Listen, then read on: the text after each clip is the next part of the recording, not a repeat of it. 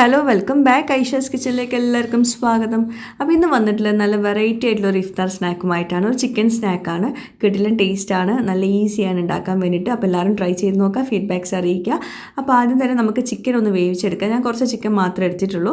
അത് മഞ്ഞൾപ്പൊടി, മുളക് പൊടി, ഉപ്പ്, വെള്ളം ഇതെല്ലാം കൂടി ചേർത്തിട്ട് വേവിച്ചെടുക്കുക.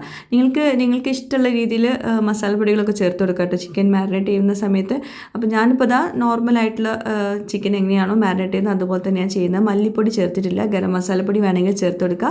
ഇതെല്ലാം കൂടി ചേർത്തിട്ട് നന്നായിട്ട് മിക്സ് ചെയ്തിട്ട് പിന്നെ ആവശ്യത്തിനുള്ള വെള്ളം ഒഴിച്ചു കൊടുക്കുക. അത്യാവശ്യം വെള്ളം ഒഴിച്ചിട്ട് വേണം വേവിക്കാൻ വേണ്ടിയിട്ട്. ചിക്കൻ നമ്മൾ കുറച്ചൊന്ന് മിൻസാക്കേണ്ടത് ഇതിലോട്ട് കേട്ടോ. അപ്പോൾ നന്നായിട്ട് വേവിച്ചെടുത്തിട്ട് നമുക്ക് ബാക്കി പരിപാടികളൊക്കെ ചെയ്യാം. അപ്പോൾ ഇത് വേവാൻ വേണ്ടിയിട്ട് വെക്കാം. പിന്നെ ഈ ഒരു സ്നാക്കിലോട്ട് നമുക്ക് ചിക്കന് നല്ലോണം സോഫ്റ്റ് ആയിട്ടുള്ളത് വേണം. അതുകൊണ്ട് നമുക്ക് ഫ്രൈ ചെയ്തിട്ടുള്ള ചിക്കനൊന്നും ഇതിലോട്ട് പറ്റില്ല കേട്ടോ. പിന്നെ നമുക്ക് മുട്ട വേണം. ഞാൻ ഒരു 5 മുട്ട പുഴുങ്ങാൻ വെക്കുന്നുണ്ട്. നല്ലോണം ഹാർഡ് ബോയിൽഡ് ആയിട്ടുള്ള മുട്ടയാണ് വേണ്ടത്. നല്ലോണം ഹാർഡായിട്ട് പുഴുങ്ങിയെടുക്കണം കേട്ടോ. സോഫ്റ്റ് ആയിട്ടല്ല, നല്ല ഹാർഡായിട്ട് പുഴുങ്ങിയെടുക്കണം. അപ്പോൾ അതൊന്ന് പുഴുങ്ങാൻ വേണ്ടിയിട്ട് വെക്കുക. ഇനി ഇതിലോട്ടുള്ളൊരു മസാല ഒന്ന് റെഡിയാക്കാനുണ്ട്. അതിനായിട്ട് ഒരു പാന് ചൂടാക്കിയിട്ട് ഓയിൽ ഒഴിച്ചു കൊടുക്കുക. കുറച്ച് ഓയിൽ മാത്രം ഒഴിച്ചാൽ മതി. പിന്നെ 2 സവോള നല്ല ഫൈനായിട്ട് അരിഞ്ഞത് ചേർത്ത് കൊടുക്കുക. പിന്നെ പലരും ചോദിച്ചിട്ടുണ്ടായിരുന്നു സമൂസയുടെ ഫില്ലിംഗ് ഒക്കെ റെഡിയാക്കുമ്പം സവോള ഇങ്ങനെ കഷ്ണങ്ങളായിട്ട് കിടക്കുന്നുണ്ടെന്ന്. അപ്പോൾ ഇതിലോട്ടൊക്കെ നമ്മൾ ഫില്ലിങ് റെഡിയാക്കുന്ന സമയത്തൊക്കെ നല്ല ഫൈനായിട്ടൊന്ന് ഗ്രേറ്റ് ചെയ്തിട്ട് വേണം സവോളൊക്കെ ചേർത്ത് കൊടുക്കാൻ. അല്ലെങ്കിൽ കുഞ്ഞതായിട്ട് ചോപ്പ് ചെയ്തിട്ട് വേണം ചേർത്ത് കൊടുക്കാൻ കേട്ടോ. അപ്പം കുറച്ച് ഉപ്പും കൂടി ചേർത്തിട്ട് സവോള ഒന്ന് വഴറ്റിയെടുക്കുന്നുണ്ട്. ഇനി അതിലോട്ട് നമുക്ക് ചിക്കൻ മിൻസാക്കിയതാണ് ചേർക്കേണ്ടത്. അപ്പോൾ ചിക്കൻ അവിടെ വേവിച്ച് വെച്ചിട്ടുണ്ടായിരുന്നു. അത് നമുക്ക് ബ്ലെൻഡറിൻ്റെ ചെറിയ ജാറിലിട്ടിട്ട് ഒന്നങ്ങോട്ട് ക്രഷ് ചെയ്തെടുക്കുക. എന്താ പറയുക, വല്ലാണ്ട് പേസ്റ്റ് ആക്കണ്ട, പക്ഷേ കുറച്ചുകൂടെ ഒന്ന് എന്താ പറയുക മിൻസാക്കണം. അത് ഞാൻ ഈ ഒരു പരുവം കാണിച്ചു തരാം കേട്ടോ. അപ്പോൾ നമ്മുടെ സവോള നല്ലോണം വഴണ്ട് വന്നിട്ടുണ്ട്. നമുക്ക് ചിക്കൻ ഒന്ന് ബ്ലെൻഡ് ചെയ്തെടുക്കാം. അപ്പോൾ ഇതാ ഇങ്ങനെ ഉള്ള ഒരു പരുവം, നമ്മൾ നല്ല സോഫ്റ്റായിട്ട് വേണമെന്ന് പറഞ്ഞല്ലോ. അപ്പം ഇങ്ങനത്തെ ഒരു പരുവത്തിൽ തന്നെ എടുക്കുക. നമ്മൾ സമൂസയിലോട്ട് എടുക്കുന്ന പോലെ ജസ്റ്റ് ഒന്ന് ക്രഷ് ചെയ്താൽ മാത്രം പോരാ, ഒന്നുകൂടെ ഒന്ന് ക്രഷ് ചെയ്തെടുക്കണം. അപ്പം നമ്മൾ ചിക്കൻ ഇതിലോട്ട് ചേർത്ത് കൊടുത്തു. വേറെ നമ്മൾ എക്സ്ട്രാ മസാലപ്പൊടികളൊന്നും ചേർക്കുന്നില്ല. നിങ്ങൾക്ക് വേണമെങ്കിൽ ചേർത്ത് കൊടുക്കുക. ചിക്കൻ ഇതുപോലെ ചെയ്തെടുക്കണം, അത്രയേ ഉള്ളൂ. ബാക്കി മസാലപ്പൊടികളും ടേസ്റ്റൊക്കെ നിങ്ങൾക്ക് വേണമെങ്കിൽ ഇഷ്ടം പോലെ ചെയ്തെടുക്കുക കേട്ടോ. അപ്പോൾ നമ്മുടെ ഫില്ലിങ് റെഡി ആയിട്ടുണ്ട്. ഇനി നമ്മുടെ അതുപോലെ തന്നെ നമ്മൾ മുട്ട പുഴുങ്ങിയത് റെഡി ആയിട്ടുണ്ട്. അപ്പോൾ മുട്ട പെട്ടെന്ന് തൊലി കളയാൻ വേണ്ടിയിട്ട് ഞാൻ ചെയ്യുന്നത് ഇങ്ങനെയാണ്. ചൂടുള്ള മുട്ടയിൽ ആ വെള്ളം ഒഴിവാക്കിയിട്ട് അതിലോട്ട് തണുത്ത വെള്ളം ഒഴിച്ചു കൊടുക്കുക. എന്നിട്ട് ഇതുപോലെ ഒന്ന് വേറൊരു മൂടി വെച്ചിട്ട് ഒന്ന് അടച്ചിട്ട് ഒന്ന് ജസ്റ്റ് ഒന്ന് കുലുക്കി കൊടുക്കുക.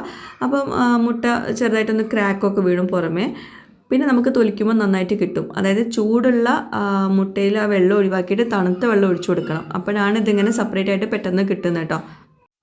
പിന്നെ ഇങ്ങനെ ചെയ്തിട്ടും നമുക്ക് മുട്ടയുടെ തൊലി നല്ലോണം നമുക്ക് തൊലിക്കാൻ പറ്റുന്നില്ല എന്നാണെങ്കിൽ മുട്ടയ്ക്ക് പഴക്കം ഉണ്ടാവും.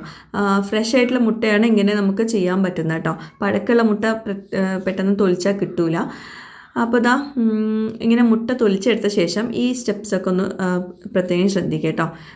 സിമ്പിളാണ്, പക്ഷേ നമ്മൾ ചെറുതായിട്ടൊന്ന് പാളിപ്പോയിട്ടുണ്ടെങ്കിൽ മൊത്തത്തിൽ പാളിപ്പോവും. അപ്പോൾ അതാണ് പറയുന്നത്. അപ്പോൾ നമുക്ക് അതിൻ്റെ അകത്തുള്ള ഉണ്ണി ഉണ്ടല്ലോ, യെല്ലോ കളർ, അതൊന്ന് എടുത്ത് മാറ്റണം.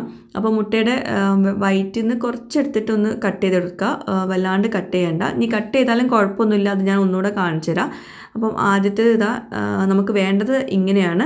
ജസ്റ്റ് ഒന്നിങ്ങനെ വരിഞ്ഞു കൊടുക്കുക കത്തിയോണ്ട്. എന്നിട്ട് അതിൻ്റെ അകത്തുനിന്ന് ആ മുട്ടയുടെ മഞ്ഞ എടുത്ത് മാറ്റാം. പിന്നെ നമ്മുടെ അതിനകത്ത് ഈ മഞ്ഞയ്ക്ക് പകരം നമ്മൾ വെച്ച് കൊടുക്കുന്നത് നമ്മൾ നേരത്തെ വെച്ചിട്ടുള്ള ഫില്ലിംഗ് ഉണ്ടല്ലോ, റെഡിയാക്കി വെച്ചിട്ടുള്ള ഫില്ലിംഗ് വെച്ച് കൊടുക്കുക. ജസ്റ്റ് ഒരു ബോളാക്കിയിട്ട് വെച്ച് കൊടുക്കുക. എന്നിട്ട് അതിൻ്റെ സൈഡൊക്കെ നന്നായിട്ട് ഇതുകൊണ്ട് തന്നെ ഒട്ടിച്ചു കൊടുക്കുക. അപ്പം ഇതുകൊണ്ടാണ് ഞാൻ പറഞ്ഞത് ഫില്ലിങ് നല്ല സോഫ്റ്റ് ആയിട്ട് ഇരിക്കണം എന്ന്. നമ്മൾ സമൂസയുടെ ഫില്ലിങ് പോലെ ഇങ്ങനെ എന്താ പറയുക സ്പ്രെഡായിട്ട് കിടക്കുന്ന ഫില്ലിംഗ് ആണെങ്കിൽ നമുക്കിതുപോലെ ചെയ്യാൻ പറ്റില്ല. അപ്പം ചിക്കൻ ഒന്നുകൊണ്ട് മിൻസാക്കിയാലേ നമുക്കിതുപോലെ ചെയ്യാൻ പറ്റുള്ളൂ. അപ്പോൾ നമ്മൾ ഒരെണ്ണം റെഡി ആക്കിയിട്ടുണ്ട്. അപ്പോൾ ഇതുപോലെ തന്നെ ബാക്കി എല്ലാതും റെഡിയാക്കുക.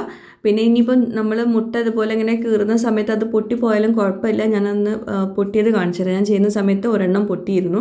അത് അങ്ങനെ പതുക്കെ ഞാൻ കട്ട് ചെയ്തേ. പക്ഷേ അതിനകത്തുള്ള ആ ഒരു യെല്ലോ യോക്ക് അങ്ങനെ പുറത്തേക്ക് എടുക്കുന്ന സമയത്ത് മൊത്തത്തിലാണ്ട് പൊട്ടിപ്പോയി.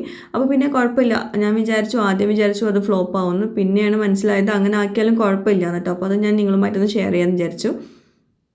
ഇത് പതുക്കെ എടുക്കുന്ന സമയത്ത് അത് മുഴുവനായിട്ടും പൊട്ടിപ്പോയി. അപ്പോൾ ഇനി ഇതേപോലെ തന്നെ ഇതിനകത്ത് ആ ഫില്ലിങ് വെച്ചിട്ട് ഒന്ന് ക്ലോസ് ചെയ്ത് കൊടുത്താൽ മതി. വേറെ നമ്മൾ മൈദ കൊണ്ട് ഒട്ടിച്ച് കൊടുക്കേണ്ട ഒന്നും ആവശ്യം വരുന്നില്ല. ഞാൻ കാണിച്ചു തരാം കേട്ടോ എന്തെങ്ങനെ ചെയ്യുന്നു എന്നുള്ളത്.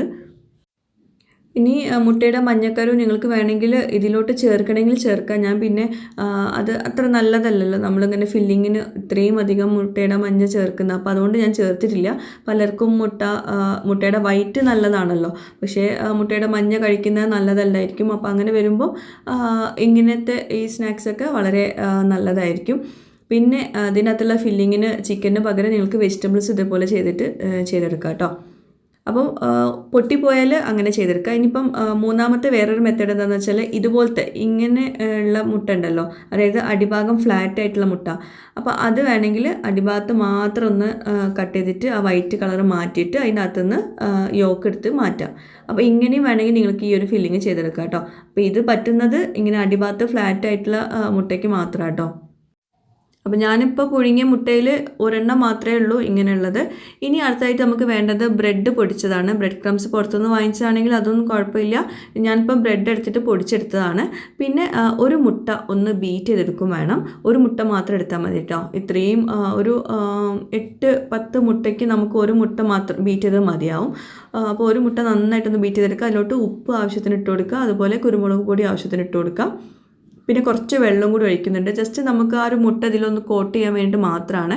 അപ്പം മുട്ട ചേർക്കാത്തവർക്ക് ഏതായാലും മുട്ടയുടെ സ്നാക്കാണ്, അതാണ് ഞാൻ പിന്നെ മുട്ട എടുത്തത്. മുട്ട ചേർക്കാത്തവർക്ക് വേണമെങ്കിൽ കടലമാവ് ലൂസാക്കിയിട്ട് എടുത്തിട്ട് അങ്ങനെ ചെയ്തെടുക്കാം. അപ്പോൾ മുട്ടയുടെ മിക്സ് വെള്ളമൊക്കെ ഒഴിച്ച് നന്നായിട്ട് മിക്സ് ചെയ്തിട്ട് മാറ്റി വെച്ചിട്ടുണ്ട്. ഇനി നമ്മൾ നേരത്തെ റെഡിയാക്കി വെച്ചിട്ടുള്ള മുട്ട ഫില്ല് ചെയ്ത് വെച്ചിട്ടുള്ളത് ആദ്യം മുട്ടയുടെ മിക്സിലൊന്ന് ഡിപ്പ് ചെയ്തെടുക്കുക. എന്നിട്ട് പിന്നെ ബ്രെഡിൻ്റെ ക്രംസിലൊന്ന് കോട്ട് ചെയ്തെടുക്കുക. പിന്നെ വീണ്ടും മുട്ടയുടെ മിക്സിൽ ഡിപ്പ് ചെയ്യുക, വീണ്ടും കോട്ട് ചെയ്യുക. അങ്ങനെ 2 തവണ ചെയ്തെടുക്കണം കേട്ടോ. ഞാൻ കാണിച്ചു തരാം. പതുക്കെ ചെയ്തെടുക്കുക, പെട്ടെന്ന് ചെയ്യാൻ നിൽക്കണ്ട. അതുപോലെ മുട്ട ഭയങ്കര സോഫ്റ്റ് ആവുമല്ലോ, മുട്ടയുടെ പുറം ഭാഗം ഈ വൈറ്റ്. അപ്പോൾ അതുകൊണ്ട് തന്നെ നമ്മൾ ബ്രെഡിൻ്റെ ക്രംസിൽ നമ്മൾ കോട്ട് ചെയ്തെടുക്കുന്ന സമയത്ത് കൈകൊണ്ട് സോഫ്റ്റായിട്ട് എടുക്കണം. അത് നിങ്ങൾ ഒരു തവണ ചെയ്താൽ മനസ്സിലാവും. ഞാൻ പിന്നെ ഇങ്ങനെ ഡീറ്റെയിൽ ആയിട്ട് പറയാൻ കാരണം നിങ്ങൾക്ക് ഫ്ലോപ്പ് ആവരുത്, മിസ്റ്റേക്ക് പറ്റരുതെന്ന് വിചാരിച്ചിട്ടാണ്. അപ്പോൾ രണ്ടാമത് നമ്മൾ മുട്ടയുടെ മിക്സിൽ മുക്കുന്ന സമയത്ത് ആ ബ്രെഡ് ആ കോട്ടിങ് പോവാണ്ടിരിക്കാനും നോക്കട്ടെ. അപ്പോൾ അതൊക്കെ വേണം റൊട്ടേറ്റ് ചെയ്യാൻ വേണ്ടിയിട്ട്.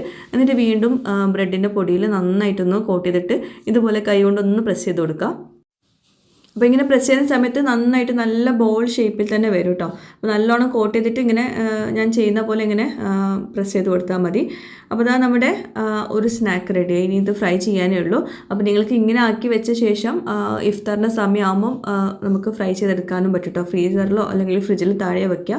ഫ്രീസറിൽ വെക്കേണ്ട, ഫ്രിഡ്ജിൽ താഴെ വെച്ചാൽ മതി. അപ്പോൾ ഒന്നുകൂടെ നന്നായിട്ട് സെറ്റ് ആയിക്കോളും. ഞാൻ ഉടനെ തന്നെ ഫ്രൈ ചെയ്യുന്നുണ്ട്. അപ്പോൾ ഇതാ വീണ്ടും ഇതുപോലെ തന്നെ ചെയ്തെടുക്കാം. നേരത്തെ ചെയ്ത പോലെ തന്നെ രണ്ടാമത്തെ സ്നാക്കും നമുക്ക് ചെയ്തെടുക്കാം. പിന്നെ ഡബിൾ കോട്ടിങ് ചെയ്യാൻ മറന്നു പോകണ്ട. ഡബിൾ കോട്ടിങ് വന്നാലേ നമുക്ക് ആ ഒരു ബ്രെഡിൻ്റെ പൊടിയൊക്കെ നന്നായിട്ട് കോട്ടായി കിട്ടുള്ളൂ. അപ്പോൾ ചിക്കൻ കഴിക്കാത്തവരാണെങ്കിൽ ഈ മുട്ടയുടെ ഫില്ലിങ്ങിൻ്റെ അകത്ത് നമ്മളിപ്പോൾ ചിക്കൻ ഫില്ലിങ് വെച്ചല്ലോ, അതിൻ്റെ അകത്ത് മുട്ടയുടെ മഞ്ഞ വെച്ചിട്ടുള്ള ഫില്ലിങ് തന്നെ, ഉള്ളിയൊക്കെ വാട്ടിയിട്ട് മുട്ടയുടെ മഞ്ഞ വെച്ചിട്ടുള്ള ഫില്ലിങ് തന്നെ വെച്ച് കൊടുത്താൽ മതി കേട്ടോ. ഇനി നമുക്ക് ഇതൊന്ന് ഫ്രൈ ചെയ്തെടുക്കണം. ഫ്രൈ ചെയ്യുമ്പോൾ ശ്രദ്ധിക്കേണ്ട ഒരു കാര്യം, ബ്രെഡിൻ്റെ ഏത് സ്നാക്ക് ഫ്രൈ ചെയ്യുമ്പോഴും നമ്മൾ എണ്ണയുടെ ചൂടൊന്ന് ശ്രദ്ധിക്കണം. എണ്ണ ഭയങ്കരമായിട്ട് ചൂടാവാനും പാടില്ല, എന്നാൽ കുറഞ്ഞ ഫ്ലെയിമിൽ വെക്കാനും പാടില്ല. ഒരു മീഡിയം ഫ്ലെയിമിൽ വെച്ചിട്ട് വേണം നമുക്ക് ഫ്രൈ ചെയ്യാൻ വേണ്ടിയിട്ട്.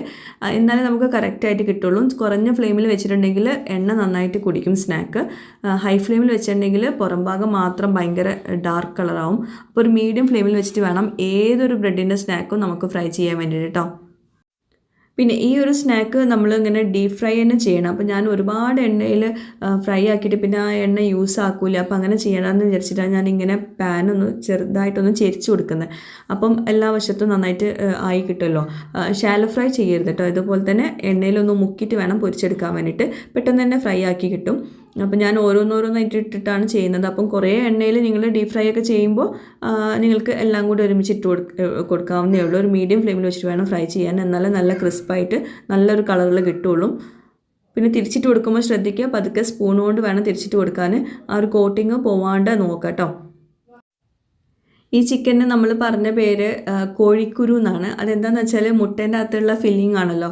അപ്പം മുട്ട എന്ന് പറയുമ്പം കോഴി ഇടുന്നതാണ്. അപ്പോൾ അതുകൊണ്ട് നമ്മൾ കോഴിക്കുരു എന്ന് വിളിക്കുന്നത് കേട്ടോ. അപ്പോൾ പണ്ട് കാലങ്ങളിൽ ഇങ്ങനെ മുട്ടേൻ്റെ അകത്തുള്ള ഫില്ലിംഗ് വെച്ചിട്ടുള്ള സ്നാക്സിനൊക്കെ കോഴിക്കുരു എന്നാണ് വിളിക്കുക. അപ്പം അതുകൊണ്ടാണ് കോഴിക്കുരു സ്നാക്ക് എന്നുള്ള പേര് വന്നിട്ടുള്ളത്. അപ്പം ഇഫ്താറിനൊക്കെ കുറച്ച് വെറൈറ്റി ആയിട്ട് ചെയ്യാൻ പറ്റുന്ന നല്ലൊരു സ്നാക്കാണ്, നല്ല ടേസ്റ്റാണ്. അപ്പോൾ എല്ലാവരും ട്രൈ ചെയ്ത് നോക്കുക. എന്നിട്ട് ഫീഡ്ബാക്ക്സ് എഴുതിയിരിക്കാനും മറക്കരുത്. അപ്പോൾ ഇന്നത്തെ ഈ ഒരു സ്നാക്ക് എല്ലാവർക്കും ഇഷ്ടമായിട്ടാണെന്ന് വിശ്വസിക്കുന്നു. ഞാനൊന്ന് കട്ട് ചെയ്ത് കാണിച്ചു തരാം കേട്ടോ. അപ്പോൾ ഇതാ ഇതുപോലെ ഇരിക്കും. അപ്പോൾ നമ്മുടെ ഫില്ലിംഗ് ആണ് ഇതിൽ നമ്മൾക്ക് ആ ഒരു സ്നാക്കിന് ടേസ്റ്റ് കൊടുക്കുന്നത്. അപ്പോൾ എല്ലാവരും ട്രൈ ചെയ്യുക, ഫീഡ്ബാക്ക്സ് അറിയിക്കുക. പുതിയൊരു വീഡിയോയുമായിട്ട് വ്ളോഗുമായിട്ടൊക്കെ വരുന്നവരേക്കും ബൈ, താങ്ക് യു.